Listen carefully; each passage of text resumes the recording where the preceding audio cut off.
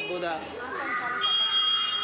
কিন্তু সেই বাড়িতে থাকতেন এক মা, তিনি কিন্তু ওই গোসাইকে দর্শন করে, হ্যাঁ, যিনি ঠাকুরের নাম করেন তার মধ্যে কিন্তু একটা মানে সেই আলোড়ন, একটা ব্রহ্মজ্যোতি খেলা করে। তাকে দেখতে একটু সাধারণ মানুষের মতো কিন্তু হয় না, একটু আলাদা হয়। তাদের দিকে তাকালেই মনে হয় তাদের ভিতর থেকে একটা জ্যোতি ফুটে বেরোচ্ছে।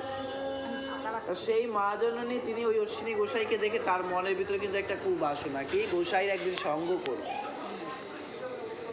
তা গোসাইকে তিনি একবার বলেন,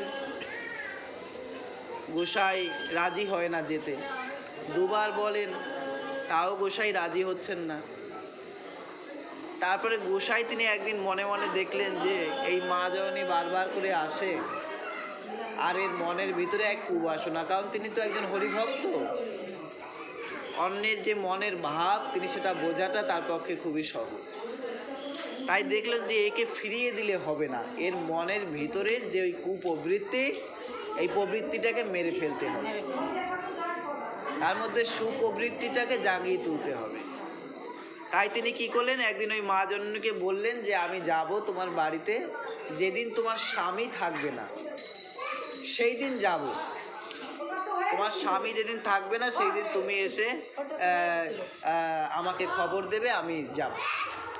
তখন কি হলো, তখন রীতিমতো সেই স্বামী একদিন বাড়ি নেই, মা জননী এসে গোসাইকে খবর দিল যে গোসাই আজকে আমার স্বামী বাড়ি নেই। সেদিন গোসাই গেলেন, চারিদিকে সুন্দর পরিপাটি করে রেখেছে, ঘরদোর সুন্দর গুছিয়ে রেখেছে। তা এখন কি করেছে, এখন সেই মা জননীকে বলছেন, মা জননী বলছেন তাই আপনি শুয়ে পড়ুন, যার যে মনো অভিলাষ শুয়ে পড়ুন। তখন মা জননী বলছে, আমি তোমার মনোবাসনা পূর্ণ করবার আগে তুমি আমার একটি মনোবাসনা পূর্ণ করো। কি, আমি এইখানে বসে আমি কয়েকটা গান গাইতে চাই, মনোবাসনা পূরণ করব।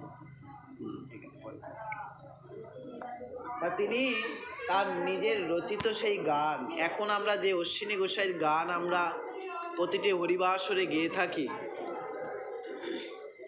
তা সেই গান শুনে কত মানুষের নয়ন ঝরে, ধুলায় গড়াগড়ি দেয়, এতটা প্রেম হৃদয়ের মধ্যে সৃষ্টি হয়। সেই গান স্বয়ং অশ্বিনী গোসাই তিনি গাইছেন, এবং সেই গান শুনে সেই মা জননী তিনি তখন মনে মনে ভাবছেন, এ আমি কি পাপে জড়িয়ে পড়েছি, এ আমি কি ভুল করেছি।